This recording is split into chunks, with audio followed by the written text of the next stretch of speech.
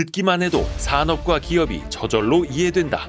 최고의 애널리스트와 제야의 고수들에게 직접 듣는 투자 세미나 와이즈 클럽 고정 댓글을 타고 오세요.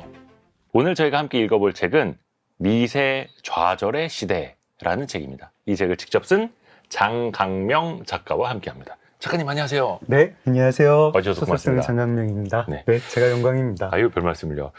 사실 저는 개인적으로 소설책을 많이 못 봐서 좀 네. 그렇긴 한데 장강명 작가님이 원체 그 팬층이 되게 두터운 소설가? 작가라고 하더라고요. 팬층이 정말 얇디 얇은 아, 별 말씀을요. 얇디 얇습니다. 그 읽어보신 분들도 꽤 많이 계신 걸로 알고 있는데 소설가라는 이상한 직업, 네, 재수사, 재수사, 표백. 네, 표백. 네. 한국이 싫어서 등의 작품도 있고 아마 고맙습니다. 최근에는 영화 때문에 더 많이 들어보셨을 것 같아요. 댓글 부대. 네, 네. 그 댓글 부대 영화가 장강명 작가님의 원작을 네. 바탕으로 한 거라고요. 예, 제가 2015년에 낸 책이니까 이제 9년 만에 영화가 된 거네요. 와, 그러면은 이거 영화로 만든다고 할 때 어떠셨어요? 그게 사실은 이제 판권이 좀 일찍 팔렸거든요. 책을 내자마자 팔려가지고 그때는 굉장히 기대를 했는데 예. 뭐 중간에 코로나도 있고 뭐 제작사도 한번 옮기고 뭐 이래가지고 되게 길어서 그때는 굉장히 기뻤는데 네. 영화가 판권이 팔리면 대부분 영화 기획이라는 게 한 10에 9 정도는 엎어져요. 영화계에서는 엎어진다고 표현을 그쵸, 하는데 그 전문 용어죠. 그거. 네네.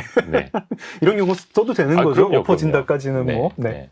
근데 어떻게 영화화 된 거 보니까 어떻든가요? 좀. 아, 제가 아직 못 봤습니다. 아, 못 보셨어요? 네, 아, 원작자가?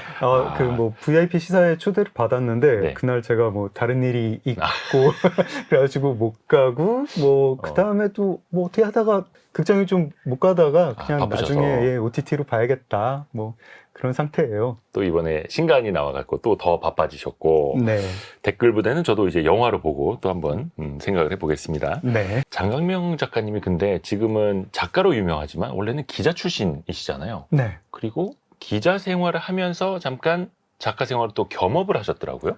그렇죠. 제가 기자를 하다가 한겨레 예. 문학상에 당선이 됐어요. 예. 그래가지고 그게 2011년이었는데 그다음에 한 2년 정도는 신문사를 다니면서 기자 겸 소설가였고 2년 있다가 이제 사표를 내고 전업 작가가 됐습니다.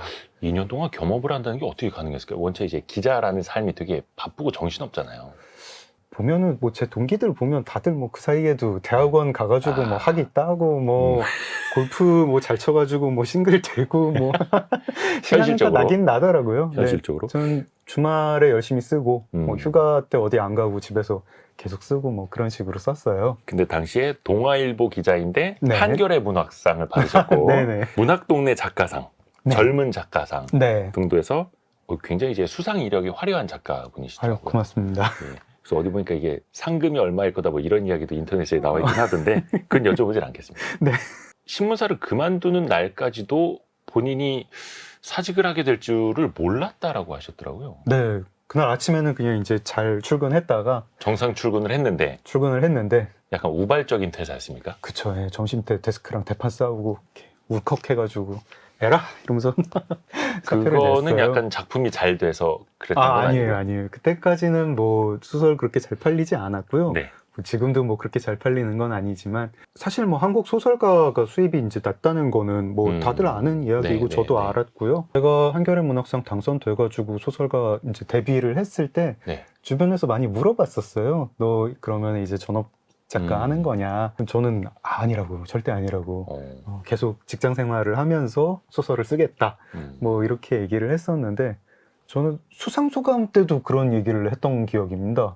열심히 회사를 다니면서 직장인의 감각으로 쓰겠다 이랬는데 그날 이제 아침에는 그런 기분으로 갔다가 점심 때 무슨 기사를 두고 이제 데스크랑 엄청 싸워가지고 사실 기자들은 자주 있는 일인데. 자주 있는 일이죠. 예, 자주 있는 일인데. 사표 내는 사람도 사실 자주 있죠. 아, 그쵸. 예, 한 달에 한 명씩 꼭 나오잖아요. 그렇죠. 한 일주일 동안 잠수 타다가 잠수 타다가, 다시 또 이제 설득당하고 출근하고. 그렇죠. 제가 그날 이제 그때 정치부 기자였는데 국회에서 국회 뭐 기자실이 동아일보 부스가 있죠. 네네. 뭐 제가 사표를 내겠다, 못 다닐 것 같다 하니까 다른 선후배들이 뭐 귀담아 듣지도 않아요. 그냥 저러다 말겠지. 그래 한 일주일 쉬다 와. 그래 오늘 열받았겠다 뭐 이러면서 다들 이제 일주일 있다가 돌아올 걸로 예상을 했지만 나름 그때 좀 이렇게 독하게 마음을 먹고 사표를 냈고 인생 모르겠더라고요. 사표 낸 날에는 이제 저녁에 밤에 자는데 잠도 안 오고 한 달 정도는 이게 내가 맞는 걸까. 그때 제가 13년 차 기자였으니까 사실 기자로 이직하기는 조금 늦은 늦었죠. 때거든요. 예. 네. 그 13년 차 기자 받아주는 데가 없습니다. 그쵸. 예, 뭐 다른 이제 뭐 일간지가 아닌 뭐 잡지로 가든지 뭐 다른 업계로 가야 되는데, 그래서 되게 내가 지금 인생에 큰 실수를 한 거 아닐까 그런 생각을 많이 했거든요. 근데 돌이켜 보니까 사실은 그날 그 일이 아니었으면 저는 아마 용기가 없어가지고 전업작가가 못했을 텐데 이 자리에 있고, 생각해 보면은 결과적으로는 저한테는 잘 된 일이고, 근데 그 일이 일어났을 때 한 달 정도는 저는 제가 실수했다고 생각했고, 이런 거 이제 나중에 생각해 보면 저한테 뭐 오늘 벌어질 일, 내일 벌어질 일도 그때는 판단을 못 하는구나. 그렇죠. 시간 한참 지나봐야 아는구나. 그런 교훈을 얻었습니다. 사실 한 번쯤 사표를 내본 적 있으신 분들은 아마 공감할 것 같아요. 네. 그때까지 얼마나 그게 고민이 얼마나 많이 됐는지. 네. 인생의 항로가 변경되는 거다 보니까. 네. 뭐 지금은 사실 또 현대 사회가 한 회사 계속 평생 다니는 그런 사회는 그쵸, 아니잖아요. 평생 직장이 없죠. 굉장히 운 좋은 분들 아니면은 사표를 한 두세 번씩은 내고 커리어를 바꾸게 되는데, 업계를 바꾸게 될 수도 있고, 닥치게 되더라고요. 준비를 안 했는데. 그 후에 혹시 글이 더 잘 쓰이던가요? 이제 먹고 살아야 되니까 이제 필사적으로 썼어요. 네. 잘 써졌습니다. 이번에 저희가 다루게 될 책은 미세좌절의 시대입니다. 네. 산문집이고요. 미세좌절. 미세한 좌절은 어떤 의미입니까?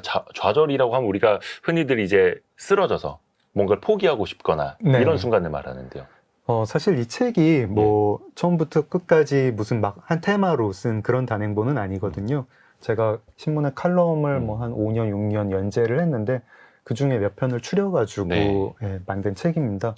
그 중에 칼럼 한 편의 제목이 미세좌절의 시대였는데, 편집자가 그 제목 좋다고 해가지고 단행본 제목으로 뽑았어요. 다른 칼럼들하고도 조금 이제 주제가 겹치고요.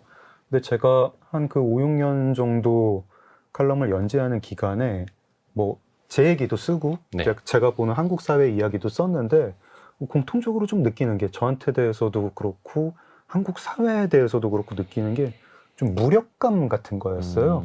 그리고 그 무력감의 여러 결에 대해서 뭐 글을 몇 편 썼는데, 그러면서 미세좌절이라는 말을 한번 만들어 봤죠. 제가 그 칼럼에서 얘기한 건 이런 거였습니다.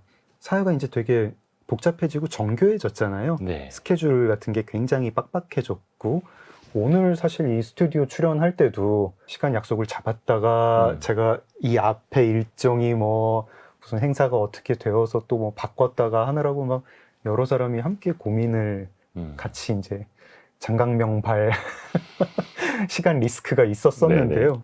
한 20년 전에 스마트폰 생기기 전에는요, 휴대폰 생기기 전에 약속 그렇게 촘촘히 안 잡았어요, 저희가. 그렇죠. 한번 네. 해놓은 약속은 그 해놓은 시간에 약속은 그 그냥 장소에 시간에, 등장을 해야 했고. 네. 그리고 가서 상대가 안 나와도 한 20분 정도는 그냥 그쵸, 기다리고. 기다리고.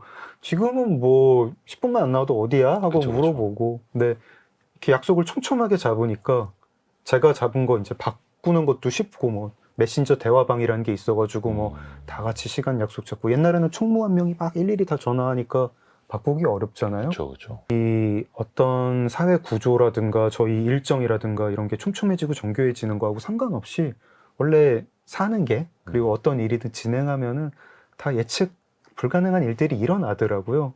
거기에 이제 맞춰가지고 꾸겨 넣으려니까 매일매일 뭐가 안 맞아요. 매일매일 뭐가 안 맞고 시간 조정해야 되고, 이걸 계획했는데 계획은 굉장히 촘촘하게 하는데 나중에 보면 계획대로 되는 거 없습니다. 없고, 그러다 보니까 하루하루 뭐가 정말 계획대로 되는 날은 하루도 없습니다. 하루도 없고, 그날을 보낼 때 느낌이, 오늘도 뭐가 좀 안 맞았어. 오늘도 안 맞았어. 이것도 하려고 그랬는데 안 돼. 저것도 하려고 그랬는데 안 돼. 이게 큰 좌절은 아닌데, 저는 한 2000년대 들어서 저희가 느끼는 어떤 감각 같아요. 작은 좌절, 좀 작은 무력감 같은 게 가랑비에 옷 젖는다고 저희 마음을 계속 적시다가, 그래도 뭐 저희가 이 정도로 쓰러질 순 없다, 뭐 힘차게 살아야지, 긍정적으로 살아야지라고 매일 아침 결심을 한단 말이죠. 그럼에도 불구하고 이게 쌓이다 보면은 어느 순간에, 내가 최근에 인생이 되는데 뭐 이렇게 마음먹은 대로 된 게 없다. 이런 생각을 하게 되더라고요. 저는 저만 그런 감각을 느끼는 줄 알았는데 주변에 물어보면 다들 비슷합니다. 뭐 딱히 뭐 안 되는 것도 아닌데 확 망한 것도 아닌데 뭐 뜻대로 뭐 잘 굴러가는 것도 아니고 이게 뭐가 뭔지 모르겠어 하는 그런 기분. 네. 계획은 많지만 계획대로 되는 건 별로 없다. 그리고 그게 이제 어떤 필연적으로 일어나는 일이다. 네. 네, 우리 사회가 정교하고 복잡해지면서 필연적으로 일어나는 일이다. 저희는 계속 그런 무력감을 이제 겪게 될 것이다. 제 생각입니다. 그 무력감을 누구나 한 번쯤은 또 느껴보셨을 거고요. 느끼게 되죠. 느낄 수밖에 없죠. 그게 또 하루에 몇 번씩 올 수도 있는 하루에 거고요. 몇 번씩 오고 네. 뭐 제가 잘못한 일 아닌데 저랑 만나기로 한 사람이 미안해 뭐가 갑자기 생겨가지고 약속 바꿔야 돼 하면 저는 제 다음에 만나기로 한 사람한테 아유 죄송합니다 뭐 이래가지고 줄줄이. 네, 줄줄이 해야 되고 흔히 일어나는 일이죠. 예전엔 그러지 않았어요. 이 현대 사회를 같이 살아가고 있는 사람들이 사실 어떻게 보면 공감하면서 읽을 수 있는 네. 그런 내용 같기도 합니다. 그 책 표지가 좀 특이하기도 합니다. 일단 노란색 바탕이긴 한데 네. 누군가 한 명 앉아 있는데 이거 불상 같기도 불상, 하고, 네. 그죠? 근데 앞에는 어떤 빽빽한 빌딩, 네. 숲이 보이기도 하고요. 이게 사실 요즘 한국 그 단행본들, 에세이나 소설들, 이 요즘 활동하는 한국 화가들의 미술가들의 그림을 차용하는 경우가 있어요. 이제 로열티 지불하고 가져오는 건데요. 이것도 어느 작가님의 그림입니다. 이 풍경이 아마 제목이 소월로인가 하는 그림이고, 네네네. 그 남산에서 그 소월로 길로 내려올 때 풍경일 거예요. 네네. 저 어딘지도 좀 알 것 같은데, 네. 뭐 편집부에서 시안을 그런 그림을 한 3장 정도 주고 어떤 거 고를까 하다가 이게 제일 좀 책이랑 좀 분위기가 비슷한 것 같아가지고 골랐어요. 이것도 뭔가 그 빽빽한 고층 건물 사이에 부처님의 불상의 네, 뒷모습, 네, 또 같은 뭔가 좀 의미를 좀 투영하신 거겠네요. 네. 그 그림 석장 보는데 전화 편집자나 이게 제일 좋지 않아요? 뭐 이렇게 골랐습니다. 약간 뭐 하늘도 안 보이고 뭐 그렇다고 뭐 블레이드 러너풍의 무슨 디스토피아까지는 아닌데, 까지는 아니지만. 네, 뭐 미세먼지 좀 낀 것 같고. 어떻게 보면은 앞에서도 말씀해 주셨던 무력감 네. 속에 있는 현대인을 네. 보여주는 것 같기도 하고요. 미세 좌절의 시대 장강명 작가의 산문집인데요. 이 이야기 키워드 몇 가지 같이 한번 이야기해 보면 더 좋을 것 같아요. 첫 번째가 혼미하고 공허한 세상입니다. 네. 이제 이런 단어가 많이 오늘 등장할 것 같습니다. 일단은 네. 무력감 이야기 하나는 나왔고 혼미하고 공허한 세상. 네. 우리는 혼미한 시대에 살고 있다. 어떻게 보면 이제 미세먼지로 뿌연 그런 풍경인 것 같기도 하고요. 네. 어떤 의미를 담고 계시는 거예요?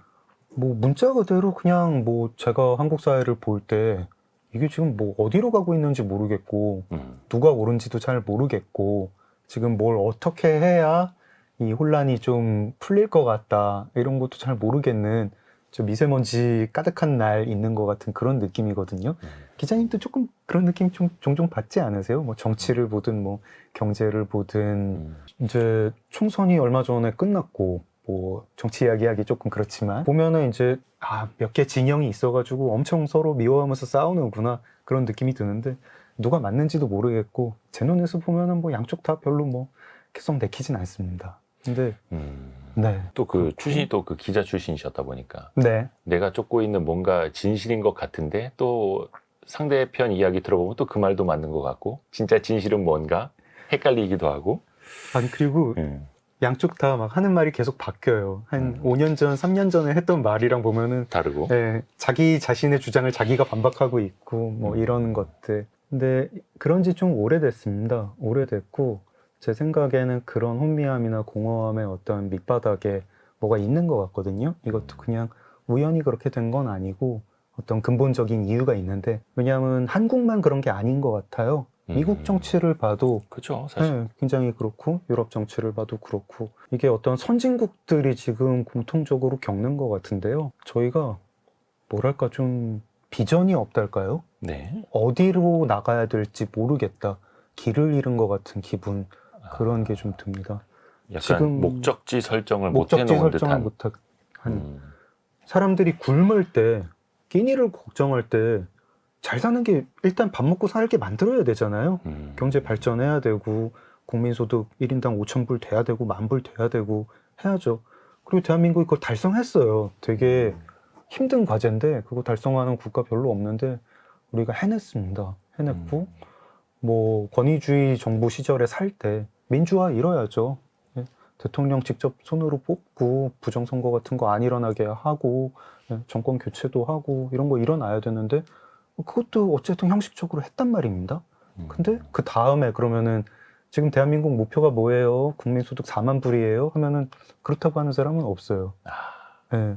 2만 불에서 3만 불까지 또 열심히 달려왔는데 달려왔는데 그럼 3만 불에서 4만 불 갈 거냐? 4만 불 갈 거냐? 아니, 4만 근데 불 가면 좋죠. 4만 불 갑시다라고 외치는 것도 별로 없어요, 사실은. 평균 4만 불이 무슨 의미가 있어요? 오히려 이제 그렇게 얘기를 하죠. 차라리 밑바닥을 좀 이렇게 들어 올리는 그런 노력을 해야 되지 않아요? 그런 식이고 뭔가 좀 막 우리가 다 같이 저길이다 하고 갈 그런 목표도 없는 것 같고 네, 그런 혼미함, 공허함. 네. 그 내비게이션을 찍고 목적지로 가는 게 어떻게 보면 현대인들의 기본이잖아요. 그렇죠. 내비게이션 없으면 이제 집에도 못 찾아가는 분들도 많은데 근데 보통 자동차의 내비게이션이 기본적으로 떠 있습니다. 시작이 되고 작동이 되고 있는데 목적지를 설정하지 않은 채 동서남북만 계속 바뀌고 있는 그런 모습. 네. 간혹 보면 또 더 헷갈리기도 하거든요. 네. 나는 지금 어디로 가는가. 물어보면은 뭐 이 사람은 목적지가 저기라고 하고 저 사람은 목적지가 저기라고 하는데 두 사람이 서로 미워하고 뭐 이런 그런 상황도 보고요. 그런 혼미함도 현대사회 미세 좌절의 시대의 한 키워드일 수밖에 없는 거고요. 네. 어떻게 보면 뭐 좌절, 분노, 혐오, 극단주의까지 여러 감정들이 이제 그 안에서 쏟아지는데 그 기저에는 공허함이 자리 잡고 있다. 네. 이렇게 지적을 하십니다. 네. 아까 그 말씀이랑 제가 드렸던 말씀이랑 좀 비슷한데요. 그래서 우리가 무슨 의미를 추구를 해야 된다. 무슨 비전을 추구를 해야 된다라고 그런 주장이 나오면 좋겠어요. 지금 뭐 선거 같은 것도 아젠다 없는 선거가 된 지 좀 몇 년 됐는데요. 그러니까 뭐 원래는 이제 선거를 하면 대통령 선거든 총선이든 선거를 하면은 뭐 공약이 있고 뭐 이게 그 공약이라는 게 앞으로 대한민국이 이런 방향으로 가야 될 건데 제가 그걸 추진하겠습니다 라는 건데 그런 비전이 좀 안 보입니다. 그런 비전 안 보인 지가 몇 년이 된 것 같고 사람이요 배가 고파도 자기가 어느 길을 가는지 내가 지금 하는 일이 무슨 의미가 있는지 깨달으면은 공허하진 않아요. 네, 내가 배가 고픈데 지금 열심히 일을 하면은 국민소득 5,000불에 이를 수 있다. 내 가족이 중산층이 될 수 있다. 그런 믿음이 있으면 희망이 있으면 공허하진 않습니다. 고통스러울 수는 있지만 공허하진 않죠. 내가 지금 뭐 시위를 하다가 뭐 경찰에 잡혀갈 수도 있지만 이게 뭐 대한민국 민주화를 위해서 되게 옳은 일이다라고 하면은 그게 무서울 수는 있죠. 힘들 수는 있죠. 공허하진 않아요. 그렇죠. 네, 뭘 추구하는 게 있을 때 사람이 되게 강해집니다. 인간 강한 존재예요. 근데 뭐를 추구하는 게 없을 때는 그 다음부터는 이제 뭘 추구해야 되지 모르겠으니까 자잘한 쾌락들 같은 거를 이 소비를 해야 되나? 덕질을 해야 되나? 이런 것들을 하다가도 어느 순간에 마음이 충만해지지 않는다는 그런 느낌을 저는 받는다고 생각해요. 그게 인간이라고 생각을 하고요.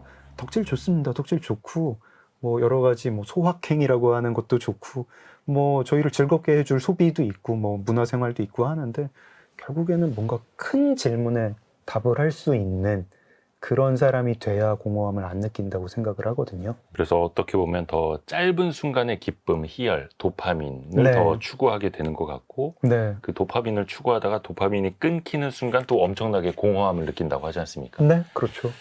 저희들 사실 다 느낄걸요. 밤에 이렇게 침대에 누워서 영상 짧은 거 네, 보다가 짧은 거 보다가 1시간 가죠 그냥. 네, 1시간 가고 내가 이거 왜 봤지? 하고 그러고 나서 떠오르는 건 하나도 없고 공허함을 다시 공허하고. 느끼고. 그거 많이 봐가지고 내가 세상에 대해서 되게 많이 알게 됐어. 보람차다 진짜. 이거 1시간 열심히 봐가지고 여러 정보를 봤구나. 내가 더 유능한 인간이 됐구나. 더 아는 게 많은 인간이 됐구나. 뿌듯하다 이러고 주무시는 분 안 계시잖아요. 그러네요. 네. 근데 그걸 또 끊지도 못하고. 끊지도 그래서 그 못하고요. 기저에 네. 공허함이 있다. 네, 혼미합니다. 혼미하고 공허한 세상이라는 네. 키워드였고요. 근데 또 세상에 기술은 계속해서 발전을 하고 있고 분명히 먹고 사는 것도 나아졌고 윤택한 삶을 누리고는 있습니다. 네. 근데 왜 그 과정에서 미래엔 더 나아질 거다라는 희망은 점점 과거보다 못할까? 이것도 좀 의문을 가져볼 수밖에 없는 키워드죠. 저희가 계속 세상이 촘촘해지니까 바쁘게 살아야 되고 거기에 보조를 맞춰가지고 뛰어야 하다 보니까 생각을 못 하게 된 것 같아요. 계속 이제 달리다 보니까 이게 어디로 달리는지, 사실은 저희가 달리는 이유는 일단은 뭐 생존 때문인 것 같습니다. 당장 굶어 죽진 않은데 노후가 좀 뭐 불안하다든가 내지는 뭐 아이의 뭐 대학 등록금이라든가 아이가 뭐 시작을 할 어떤 경제적 여건까지 마련해 주고 싶다, 뭐 이러다 보니까 열심히 달려요. 열심히 달리고 그때 생산성이 중요하니까 여러 가지 기술들이 나오면은 빨리 그걸 적응을 해야 한다고 합니다. 네가 여태까지 일하던 문법은 다 달라졌다, 모든 걸 버리고 새 문법에 해라, 뭐 당신이 알던 그건 끝났다, 새로운 시대다, 이런 메시지들 계속 듣지 않습니까? 맨날 뭐 책이랑 뭐 기사랑 보면은요, 한 반년에 한 번씩 뭐가 다 끝났대요. 뭐가 다 끝났고 그 전까지 하던 뭐 일하던 방식이든 트렌드든 이거 잊고 새로운 거에 맞춰가지고 하라라고 하는데, 그거 다 맞춰 한 결과 뭐가 그렇게 나아졌냐 하면은 잘 모르겠어요. 저희가 그 기술의 방향이라든가 애초에 그 기술을 왜 썼는지에 대해서 좀 이제 따져봐야죠. 그런 기술들이 사실은 어떤 굉장히 저희들의 삶에 큰 영향을 미치고 있는데 좀 그런 거 좀 따져봤으면 좋겠고, 칼럼에도 조금 썼고 제가 소설로도 뭐 몇 편 발표한 게 있고 지금은 뭐 논픽션으로 네. 그런 주제로 준비를 하나 하고 있습니다. 근데 그 난장이가 쏘아 올린 작은 네. 공이라는 소설, 네. 이게 70년대가 아니라 2024년 이 시대에도 소구력이 있다라고 보시더라고요. 그건 어떤 이게 의미였을까요? 그 뭐 칼럼 중에 한 편인데요.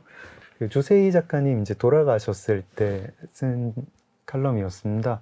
제가 난쟁이가 쏘아올린 작은 공 좋아해요. 좋아하고 여러 번 읽었는데 이제 조세희 작가님이 돌아가시니까 되게 이 관성적으로 무슨 평들이 나오더라고요. 뭐 아직도 우리는 난쟁이의 시대에 살고 있다, 뭐 그때로부터 달라진 게 없다, 뭐 이런 평들 많이 나오는데 과연 그런가 하면서 제가 좀 이제 쓴 건데요. 난쟁이가 쏘아올린 공이 발표가 됐을 때 그 직후의 독자 반응 같은 거 보면은 지금 생각하면 좀 이상한 반응 같은 거 많아요. 그래요? 네. 예를 들어가지고 정말 이해가 안 가는 반응 중에 어떤 노동운동을 약화시키기 때문에 나쁜 소설이다. 나쁜 소설이다. 네. 어떤 사회주의 혁명을 일으켜야 되는데 예. 그런 전망을 차단한다. 너무 낭만적이다. 뭐 이런 식의 반응들이 있습니다. 그러니까 사실은 그 책이 별로 이분법적인 게 아니라 그 책을 평가하는 그 평단이 되게 이분법적으로 이게 뭐 우리의 뭐 노동혁명에 도움이 되냐 안 되냐 이런 식으로만 판단을 했던 거예요. 그리고 지금도 이제 난장이가 쏘아올린 작은 공이 쭉 계속 받는 비판이 이분법적이다, 뭐 이런 비판들이 있거든요. 계속 책 안에서 뭐 난장이가 사는 곳이랑 거인이 사는 곳, 뭐 부잣집 그 뭐 아들 딸들이랑 그 난장이 가족 이야기 이렇게 대비가 되는 구조이긴 한데 중간에 있는 사람들 얘기도 되게 많이 나와요. 따져보면은. 그리고 이제 뭐 난장이가 사는 그 철거촌에 있는 사람들이 저지르는 폭력이라든가 그 부잣집에서 이 부자들의 세계에 있지만 되게 죄책감을 가지고 사는 청년 이야기라든가 이런 것들이 나오는데, 지금 어떤 그 작품을 보고 예전의 반응도 좀 이상하고 노동혁명에 도움이 안 되니까 뭐 안 좋은 책이다, 그런 뭐 그런 평가가 조금 있었는데 그것도 이상하고, 지금 이 책을 되게 이분법적으로 생각하는 것도 이상하고, 우리가 진짜 아직도 1970년대에서 발전한 게 없나, 저는 그것도 아니긴 아니거든요. 어떤 부분에는 맞아요. 어떤 부분에 사람이 되게 기계처럼 일을 하는 거, 그런 표현이 있고, 저는 지금도 한국에 기계처럼 일을 하는 되게 고단하게 일을 해야 되는 노동자가 많다고 생각합니다. 되게 가슴 아프고 그런 걸 소설로 쓰고 싶어요. 근데 난장이가 쏘아올린 작은 공에 보면은 그 난장이네 가족이나 그 옆집 그 사는 이제 젊은 여성들이 그 나오는 게 되게 배가 고파하는 장면이 나와요. 막 알을 아이들이 생쌀을 먹고 뭐 지금 너 뭐 먹고 싶니 하니까 뭐 사이다, 밥, 김 뭐 이런 거 얘기하는 때가 있고, 그리고 그 난쟁이가 수도공이죠. 배관공인데 그 이제 수도꼭지를 고치러 다니면서 언젠간 물이 잘 나올 세상이 올 것이다 이러면서 얘기를 합니다. 저희가 물 잘 나오는 세상 살고 있거든요. 그리고 굶주림보다는 이제 다이어트 고민하는 그렇죠. 네, 그런 세상은 살고 있습니다. 이 책을 그러니까 너무 관성적으로 읽지 않나. 계속 우리 난장이의 시대를 살고 있다 이렇게 말을 하는 그 말을 반복하는 것보다 그 책 좀 깊이 읽고 진짜 그런가 지금도 그런가 이런 거 따져볼 부분 따져보고 또 어떤 부분은 맞으니까요. 우리가 되게 비인간적으로 일하는 그런 환경들이 있고 비인간적인 삶이 있고 그런 거 고쳐야 되는 거 고쳐야 되는데 우리가 난장이의 시대를 살고 있다. 뭐 이런 반복이 저는 좀 뭐랄까 혼미한 시대일수록 더 정신은 좀 날카롭게 다듬어야 되지 않나 하는 생각이에요. 그 앞에서 말씀하셨던 그 공허함, 무력감이라는 게 또 어떻게 보면 풍족한 시대 속에서 네. 다시 또 70년대를 반영하는 것 같기도 하고요. 네. 그 작가분 입장에서 그 왜 작가의 숨은 의도를 찾으려 많은 평론가들이 뭐 막 평도하고 막 평가 글도 쓰고 막 하지 않습니까? 네. 작가 입장에서 보면은 네. 그런 거 보실 때 실제로 어때요? 그래서 어떤 작가나 감독님들은 오히려 너무 많은 설명을 안 하려고 또 하시더라고요. 아, 네. 그런 분도 계시죠. 네. 저는 이제 저도 안 하려고 하다가 또 그냥 뭐 제가 질문을 계속 받으니까 저도 얘기를 하고 뭐 창작자도 얘기는 할 수 있다고 생각을 합니다. 하는데 저희가 좀 약간 좀 국어 교육이랑 문학 교육이 좀 원망스럽죠. 저희 고등학생, 중학생 때 다 네. 어떤 문학 텍스트를 읽고 나면 풀어야 되는 문제가 그런 거였잖아요. 다음 중 저자의 의도가 아닌 것은 뭐 저자의 의도에 가장 부합하는 것은 이런 문제를 많이 풀다 보니까 어떤 작품을 읽을 때 꼭 그 작품에 정답이 있다는 생각을 하게 되고 그 틀리면 안 될 것 같고 틀리면 안 될 것 같고 그 정답이란 곧 저자의 의도다 라고 생각을 하게 되는 것 같아요. 저는 그거는 되게 반대합니다. 어떤 작품을 읽고 나서 뭐 책이 됐든 영화가 됐든요 우리가 그 작품을 감상하는 이유가 저자나 감독의 의도를 찾아내기 위한 거면 그럼 그 책 뭐하러 읽습니까? 그냥 저자한테 물어보면 되지 않아요? 의도가 뭐였냐고? 네. 네. 그리고 작품에 정답이 있는 거면요 그 정답이 왜 바뀌어요? 춘향전의 해석이 20년 전이랑 지금이랑 달라요. 셰익스피어 작품 계속해서 이 각도로 저 각도로 해석이 되고 또 20년 뒤, 30년 뒤에 어떻게 해석이 달라질지 모르거든요. 그 나만의 해석을 가지고 새로운 해석을 제시를 하면서 상대를 설득하고 이런 게 저는 예술 감상의 묘미라고 생각을 하는데 시대에 따라서 네. 그리고 그게 건강한 감상법인데 정답이 있으면은 그게 바뀌면 안 되는 거고 정답을 익히면 되는 거고 저자의 의도가 저자의 의도 파악의 목적이면은 그걸 그냥 네, 저자한테 직접 물으면 되는 거고 저희 그런 일을 하려고 책을 읽거나 영화를 보는 건 아닙니다. 내 생각, 내 해석하려고 보는 거고 내 해석이 중요한데 그거는 잘 훈련이 안 돼 있어서 많이들 어려워하죠. 그렇죠. 네, 잘 훈련이 안 돼 있고 제가 어렸을 때 고등학교 수업 시간에는 저자의 의도를 파악하는 게 목적인 것 같았고 보면 작품 보고 나서 무슨 말인지 모르겠으면은 내가 바쁘러가지고 내가 모르겠는 잘못된 것 것 같고 네. 아닙니다. 작가의 의도를 맞추려 하기보다는 나의 해석을 갖는 게 중요하다. 나의 해석. 그런 훈련을 시켜줘야 된다고 생각을 합니다. 또 이 책에도 그 일자리에 대한 걱정도 좀 담고 계시던데요. 특히 네. 이제 최근에 일자리 걱정하면은 AI, 인공지능이 뭔가 사람의 일자리를 다 대체해버릴 것만 같은 그 시대가 머지않아 올 것 같은 그 공포감이 또 엄습하거든요. 네. 작가라는 직업은 어떨까요? 뭐 AI가 요즘에 소설도 쓴다고 하던데요. 네네. 사실은 얼마 뒤에 제가 무슨 뭐 이렇게 컴퓨터 뭐 인공지능 전문가분들이랑 뭐 언론 뭐 학자님이랑 뭐 포럼을 가게 돼 있는데요. 네. 거기 뭐 발표물 준비를 한 게 있는데 막상 일자리는 오히려 좀 걱정 안 해도 되지 않을까 이런 생각도 좀 듭니다. 요즘 준비하는 논픽션이 그 AI하고 관련이 돼 있는데요. 바둑계를 다룬 르포르타주예요. 네. 알파고 이후에 바둑 기사들이 어떤 충격을 받았는가. 네. 되게 많이 바뀌었습니다. 굉장히 많이 바뀌고 바둑을 두는 방식도 바뀌었는데 바둑 기사라는 직업이 없어지지는 않았거든요. 네. 그래서 흔히들 낙관적으로 얘기하시는 분들 중에 AI가 등장해도 AI는 도구일 뿐이고 뭐 인간만이 할 수 있는 일을 하면 그 일자리는 지킬 수 있다. 이런 주장하시는 분들 계시죠. 많이들 나오는데 거기서 일자리 지키는 게 그렇게 중요한가 그리고 일자리가 정말 없어질까 이런 좀 문제의식을 가지고 쓰고 있습니다. 바둑기사라는 일자리는 그 바둑기사 뭐 상금도 그대로고요. 뭐 일자리는 사라지지 않았는데 바둑기사들의 자부심은 이제 굉장히 타격을 받았죠. 굉장히 타격을 받았고 바둑을 두는 방식이라는 게 많이 바뀌었고요. 소설가가 아니면 뭐 기자님도요. 기사를 AI랑 같이 쓰게 된다라고 하면 AI가 기자를 대체하는 거는 좀 나중일 것 같아요. 소설가를 대체하는 것도 좀 나중일 것 같고 당분간은 아마 같이 쓴다, 협업을 한다, AI를 도구로 이용을 해야 된다 이런 시대가 열릴 것 같거든요. 그래서 간단한 부분은 AI한테 맡기고 AI가 못하는 부분은 사람이 한다. 뭐 기사에서도 그런 부분이 쪼개질 거고 소설 집필에서도 그런 부분이 쪼개질 겁니다. 근데 간단한 부분이라고 하는 게 사실은 간단한 부분이 아니라 거기가 핵심인 부분일 수도 있고 네. 네, 사람이 하는 게 오히려 간단한 부분일 수도 있죠. 제가 비유를 하자면 이렇습니다. 저희들 수제 맥주를 만들면은요. 네. 수제 맥주 레시피 만드는 게 뭔가 부가가치가 있다고 생각합니다. 그리고 그 맥주 따르는 거는 별로 부가가치 없다고 생각하죠. 근데 수제 맥주를 만들어서 따라주는 작업을 네. 사람이랑 AI랑 나눠서 하면요. 네. 레시피 만드는 거 AI가 더 잘해요. 아하. 네, 지금 뭐 분자 구조를 분석을 해서 DNA를 가지고 네네네. 새로운 약물도 만들어내는데 뭐 맥주 재료 뭐 호비랑 뭐 맥주랑 뭐 물이랑 몇 가지 해가지고 무슨 맛이 나올 것이다. 이렇게 하면 더 맛있는 맛 나올 것이다. 이거 AI한테 맡기면 머신러닝으로 그건 훨씬 더 잘하고 AI가 못하는 거 의외로 맥주 따르는 거예요. 사람이 맥주 따르는 거고 AI가 못하는 일이니까. 그래서 사람도 양조업에서 할 수 있는 일이 있다. 일자리가 지켜졌다. 라고 얘기할 수 있는 건가? 좀 그런 의문이 듭니다.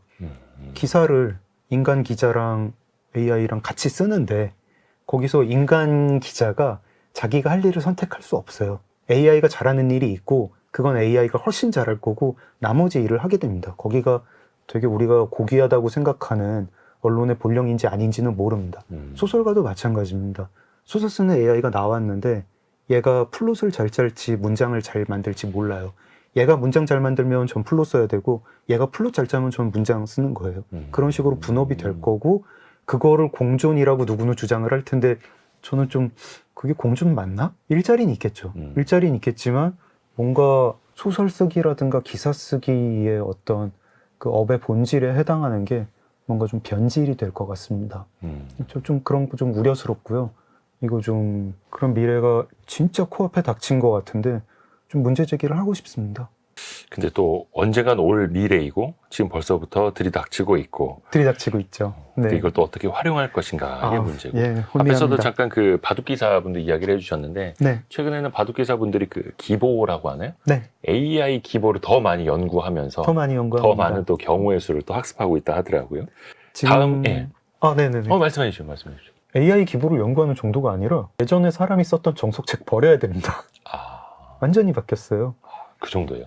예전에 사람이 쓴 정석책들 예. AI에 넣으면 이제 이 정석 아니다라고 나와요. 이 깨는 수가 방법.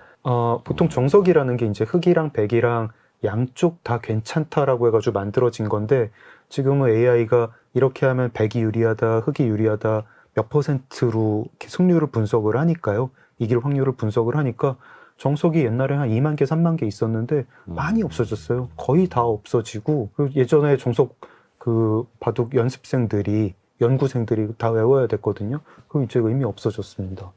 되게 알지도 못하는 사이에 바깥에 있는 사람들이 알지도 못하는 사이에 바둑계가 정말 혁명 같은 일이 일어났고 그거 구글에서 알파고 만들기 하루 전날까지 발표하기 하루 전날까지 그런 미래를 상상한 사람도 없습니다. 그래서 미국의 빅테크 기업들이 어느 날 갑자기 뭘 하나 발표하는 날 네. 그 전날과 그 이후로 네. 세상이 또 나뉘기도 하죠. 네.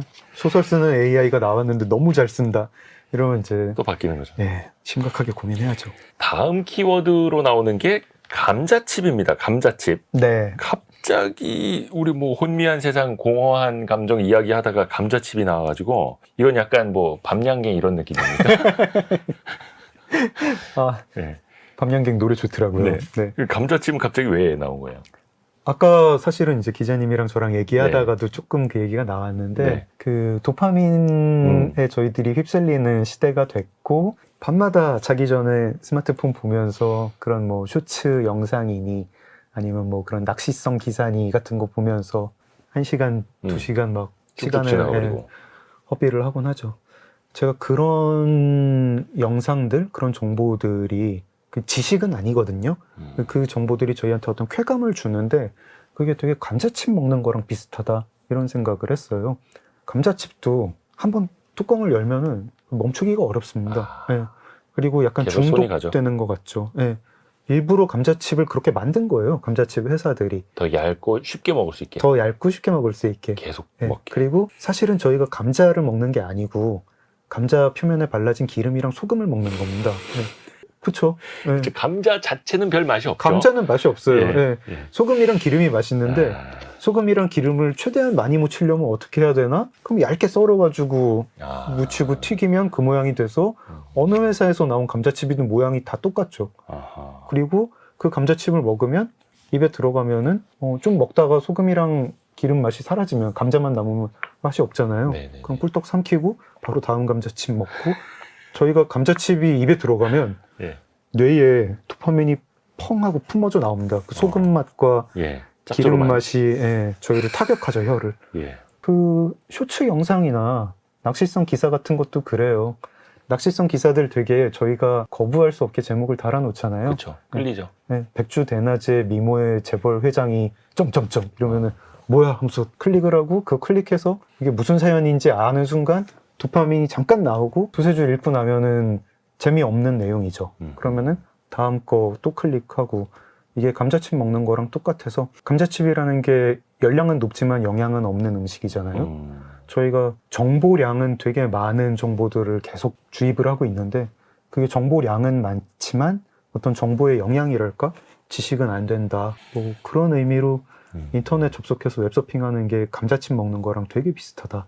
이렇게 썼습니다. 오늘부터 감자칩 먹을 때도 뭔가 좀 생각이 더 많아질 것 같습니다. 아 근데 저 근데- 좋아합니다 감자칩. 그렇죠. 장강명 작가님이 그 네. 신문 기자 출신이세요. 네. 근데 이 책에서도 신문의 시대는 이제 끝났다라는 이야기를 해주셨습니다. 근데 아마 많이들 느끼실 거예요. 네, 예전처럼 뭐 아침에 출근하기 전에 아침밥 먹으면서 신문을 보는 시대도 아니고 네. 뉴스 검색도 이제는 포털을 넘어서 거의 SNS로 요즘에는 뉴스를 검색을 하더라고요. 그렇죠. 너무 빨리 변하고 있는데 그 최종은 좀 어떻게 보세요? 이 흐름 자체는. 제가 이 신문의 시대는 끝났다라고 칼럼을 쓰니까 후배 기자들이 되게 문자를 많이 보내왔어요. 아 고맙다고. 그거를 네. 신문에다 기고하신 네, 좀 아이러니합니다. 그 신문도 제가 그 칼럼을 실은 신문사도 그 칼럼 좋아합니다. 그러니까 신문이란 게 뭔지를 좀 생각을 해보면은요. 제가 신문사가 끝났다고 얘기한 게 아니거든요. 신문 기자가 끝났다고 얘기한 것도 아니고 신문이란 게 뭔지를 생각을 해봐야 되는데 저희가 아까 기자님 말씀하셨던 대로 예전에 신문을 볼 때 아침에 종이신문이 배달이 오면은 온 가족이 같은 신문을 그죠, 펼쳐서. 같은 순서대로 봤죠. 네. 일면 톱이라는 기사가 있고 넘기면 이면 기사가 나오고 삼면 기사가 나오고 저희가 같은 정보를 같은 사람들이 순서대로 봤던 이게 매스미디어입니다. 텔레비전도 똑같았습니다. 9시에 헤드라인 뉴스라고 하는 뉴스를 같이 보고 그렇죠. 두 번째 뉴스가 보고 그 뉴스 하나하나는 지금 어디 뭐 SNS나 포털에 있을 수 있겠지만 신문이라는 매체, TV 뉴스라고 하는 매체요. 방송 뉴스라고 하는 매체는 그 기사 하나하나에 합친 게 아니에요. 그 기사의 순서입니다. 편집국 혹은 보도국에서 보도국장이랑 편집국장이 부장들이랑 같이 이 뉴스가 오늘 제일 중요해 라고 선택을 하는 게 있고 그 다음 뉴스는 이거야 라고 선택을 하는 게 있고 수백만 명, 수천만 명이 이걸 같은 순서대로 보던 때가 있었어요. 그러면은 서로 같은 뉴스를 봤기 때문에 견해가 달라도 나는 이게 맞는 것 같다 저게 맞는 것 같다 얘기는 됐거든요. 네. 지금은 제가 보는 뉴스랑 저희 아버지가 보는 뉴스랑 완전 달라요. 그렇죠. 완전히 다르고 아버지가 보는 뉴스를 제가 아예 모를 경우가 더 많습니다. 그런 일이 있었어요. 그리고 이 뉴스에 중요하다고 생각하는 것도 뭐 누가 정해주는 사람도 없습니다. 저한테 추천 들어오는 뉴스 제가 그냥 무작위로 봤던 거에 어떤 알고리즘이 추천하든지 저의 SNS 친구들이 봤던 게 오는 거고 제가 보는 뉴스를 제가 보는 순서대로 보는 사람 지금 아무도 없어요. 세상에 저밖에 없어요. 네, 모든 사람이 그래요. 모든 다 사람이 파편화되어 그렇고. 있죠. 네. 개인화. 이게 신문의 시대라는 거는 같은 뉴스를 같은 순서대로 봤을 때가 신문의 시대였고요. 네. 이제는 그런 매체는 없어요. 전부 개인 맞춤형 매체를 보고 있고 그 매체 그 기사를 쓴 사람은 신문사 직원이긴 한데 그런 저희가 옛날에 생각했던 매스미디어라는 거는 사실상 저는 끝났다고 생각합니다. 이미 끝난 지 오래고 그 다음을 우리가 얘기를 해야 되는데 그 다음 저널리즘 질서가 아직 등장을 하지 않았다.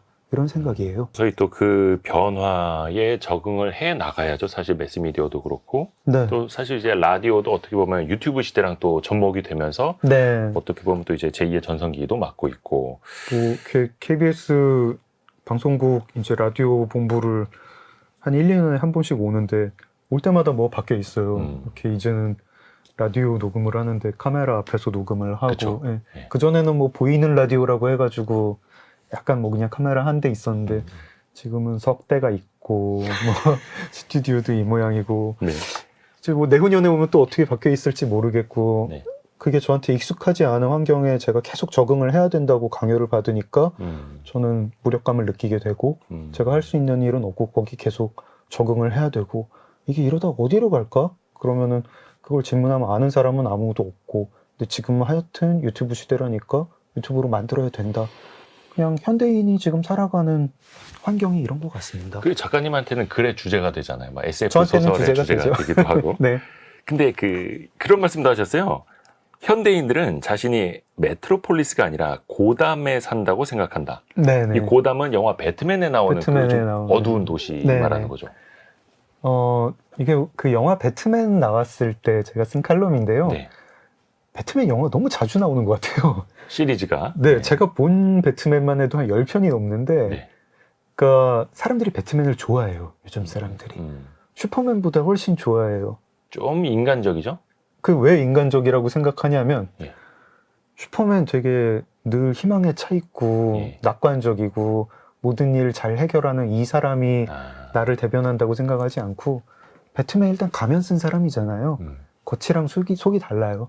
그리고 배트맨 되게 뒤틀린 사람이에요. 밤에 몰래 나가가지고 누구 때려주고 싶어해요. 배트맨이 사실은 그 고담시의 치안을 높이는 길은 그 사람 돈 많으니까 네네. 골목에 그냥 CCTV 많이 달면 됩니다. 자기가 기부해가지고 CCTV 많이 달고 자기가 아는 기술들 경찰에 제공해가지고 예, 과학수사 열심히 하게 하고 분석하게 하고 예, 범인 잡게 하고 장학금 프로그램 뭐 경찰이 되려는 학생들 장학금 프로그램 만들고 우수 경찰한테 상 주고 우수 검사한테 상 주고 뭐 신고센터 이런 거 기부하고 그게 맞는 길이에요. 네. 그게 맞는 길인데 그 사람 그런 거 하지 않고 자기가 비싼 돈으로 뭐 만들어가지고 나가가지고 때려잡고 때리고 싶어요.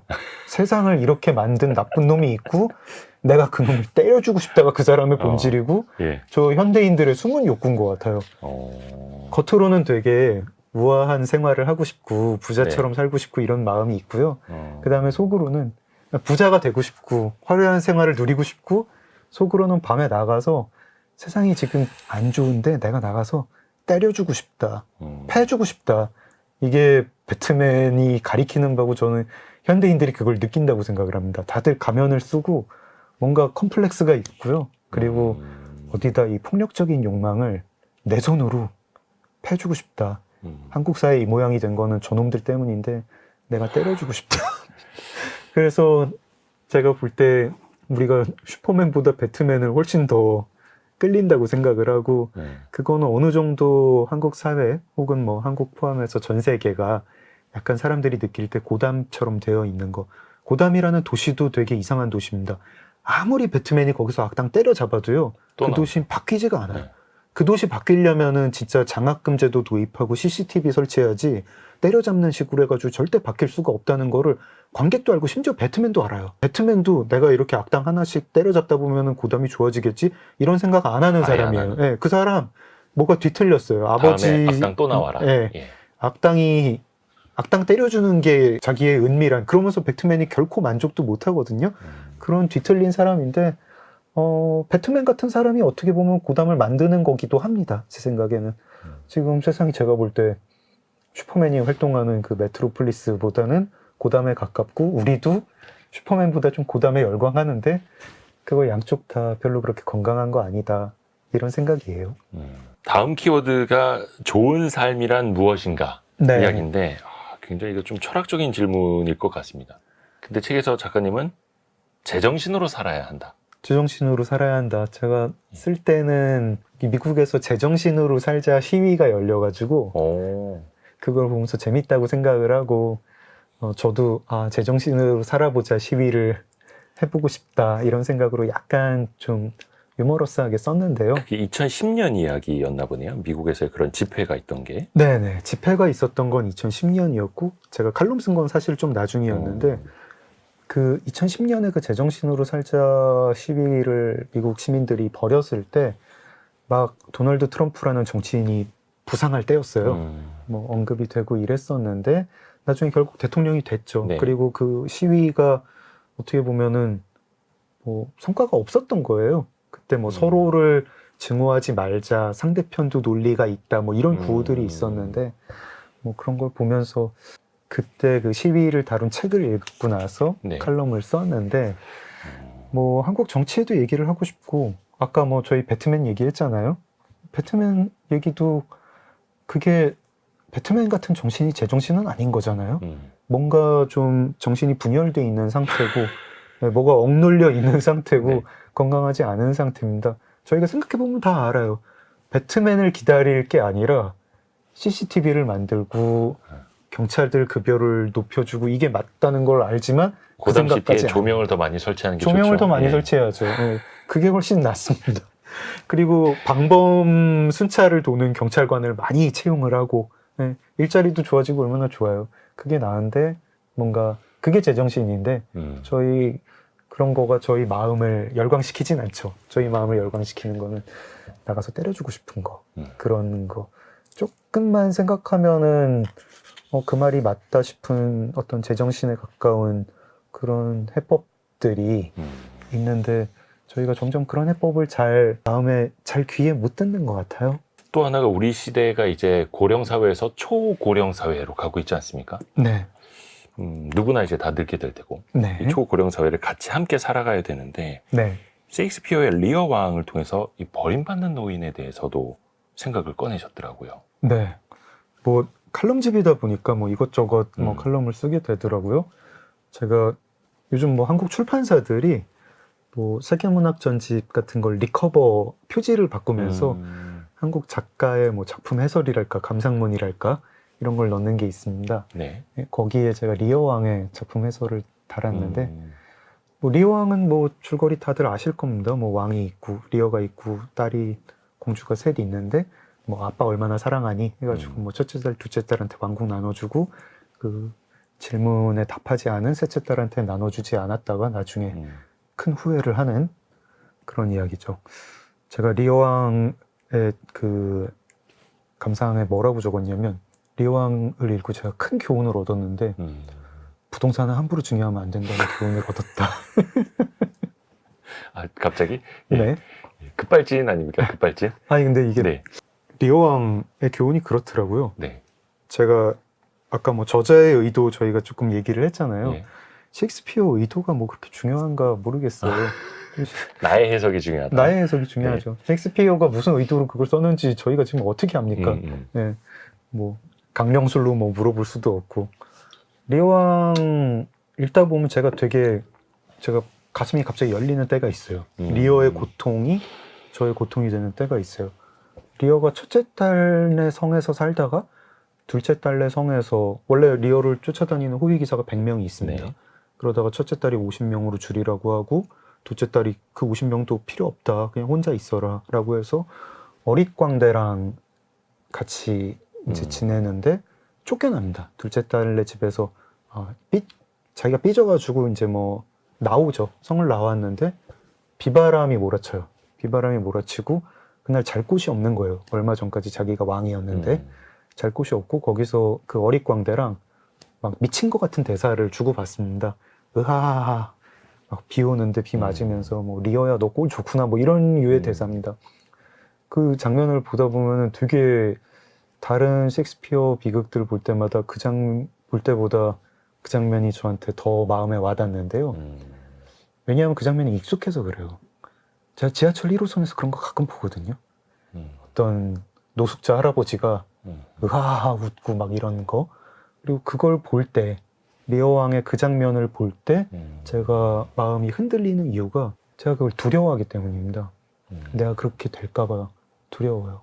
제가 나이가 들 건데, 나이가 들면은 뭐 별 수 있습니까? 뭐 기자님이나 저나 아무리 근력 운동해도 그렇죠. 육체적 약자 됩니다, 저희가. 그리고 인간관계에서도 약자가 돼요. 저희가 주름살이 생기고 몸에서 냄새가 나고 이제 스마트함이 떨어지고 그러면 인간적으로 매력이 없는 사람이 됩니다. 그러면은 인간관계에서 약자가 되는데 그때 만약에 제가 사랑한다고 믿었던 사람이 저를 학대하면 제가 되게 못 견딜 것 같아요. 그런 상황에 정말 오기 싫은데 학대받는 노인 한국에 되게 많습니다. 네네. 제가 사회부 기자로 다니면서 많이 봤죠. 경찰서 가면 다 있어요. 학대받는 노인들이 다 자식한테 학대받습니다. 그런 상황이 되려면 경제적 약자는 되지 말아야겠다는 생각이 들고 경제적 약자가 되지 않으려면 부동산 함부로 증여하면 안 된다. 증여를 일찍 해서는 안 되겠다. 증여는 신중하게. 이게 사실 그 노인에 대한 그 단면을 또 떠올렸다라는 것도 또 의미가 있는 것 같습니다. 저희가 리어왕을 보고 뭐 여러 가지 느낄 수 있겠는데 뭐 평론가들이 뭐 성격 비극이다 뭐라고 할 수 있겠는데 저는 노년에 겪을 수 있는 비참함에 대한 작품이라고 읽었고 그 중에서도 특히 경제적으로 네가 힘이 없어졌을 때 자식한테 학대받는 거 그런 거를 되게 생생하게 보여준다. 의외로 지금 한국 소설 중에 그거 보여주는 소설이 별로 잘 못 찾겠거든요. 저희가 고령화 사회가 돼가지고 나이 든 사람이 되게 나이 든 시대를 살아야 되는데 고령화 시대에 제일 두려운 사랑하는 사람한테 학대받는 돈 없는 노인 그거를 생생하게 보여주는 작품이라고 생각을 하고 뭐 저의 해설을 그렇게 달았습니다. 리어왕을 다시 한번 봐야겠습니다. 네. 자, 그리고 오늘의 심쿵 한방 네. 미세 좌절의 시대 이 책을 관통하는 핵심 구절 한 가지를 좀 읽어볼게요. 저희가 장강명 작가님께 제가 특별히 읽어드리나요? 좀 직접 읽어달라. 제 원칙들은 개인은 존엄하다. 세상은 복잡하다. 사실은 믿음보다 중요하다 등입니다. 네. 본인이 쓰신 그 한 권의 책 중에서 네. 한 문구를 이제 저에게 뽑아주신 겁니다. 어떤 의미에서 이 구절을 짚어주셨어요? 이게 책 서문에 나오는 얘기인데요. 네. 제가 뭐 계속 혼미하다는 이야기를 여러 번 되풀이를 하는 책인데 뭔가 그래도 기댈 곳, 뭐 나의 원칙이랄까, 기준이랄까 그런 거를 좀 정리를 해보고 싶었습니다. 세상 아무리 혼미해져도 무슨 원칙은 하나 갖고 싶다. 그래서 제가 생각하는 원칙들 생각을 해보니까 개인은 존엄하다, 세상은 복잡하다, 사실은 믿음보다 중요하다. 이렇게 세 가지로 좀 요약이 되겠더라고요. 저희가 책으로만 세상을 배운 사람들이 막상 현장을 가봤을 때 기자님도 현장 많이 다니셨겠지만 생각보다 복잡해요, 현장이. 그렇죠. 네, 그런 거. 그때 사실이랑 내 믿음이랑 다르면 저는 사실을 더 앞세우겠다 생각을 하고 인간은 존엄하다가 아니라 개인은 존엄하다라고 생각을 하는데 우리가 인간은 존엄하다라고 말을 하면은 그 개개인이 하나하나가 되게 중요한 거를 잘 까먹더라고요. 뭐 이렇게 가해자 집단에 포함되어 있는 사람이니까 저 사람은 욕해도 돼 라고 하지만 욕먹는 사람은 늘 개인이거든요. 제가 세상 뭘 보고 막 화가 날 때 이게 뭔가 부조리하다라고 느낄 때 그걸 어떤 개인한테 쏟아붓지 않으려고 합니다. 책에서도 뭐 어떤 현상이라든가 무슨 구조라든가 뭐 이런 거는 제가 좀 뭐 각 잡고 비판을 하기도 했는데 뭐 누가 문제다, 어느 자리에 있는 누가 지금 문제다 이런 식의 글은 쓰지 않았고 제 원칙이 그렇습니다. 제 원칙들은 개인은 존엄하다, 세상은 복잡하다, 사실은 믿음보다 중요하다 입니다. 라는 말로 또 마무리가 될 것 같습니다. 네. 미세 좌절의 시대 장강명 작가의 산문 함께 읽어봤고요. 오늘 좋은 말씀 나눠주셔서 고맙습니다. 네, 저도 경제 채널에 나와가지고 이렇게 뜬금없는 얘기한 거 아닌가 떨리긴 한데 잘 이끌어 주셔가지고 감사합니다. 아이고, 고맙습니다. 감사합니다. 네, 고맙습니다. 별의별 이야기를 책을 통해서 나누는 별책 부록 여기서 마무리하고요. 다시 또 월요일 아침 9시 5분에 성공예감 이대호입니다. 여러분을 찾아갑니다. 성공예감은 오늘도 여러분을 응원합니다.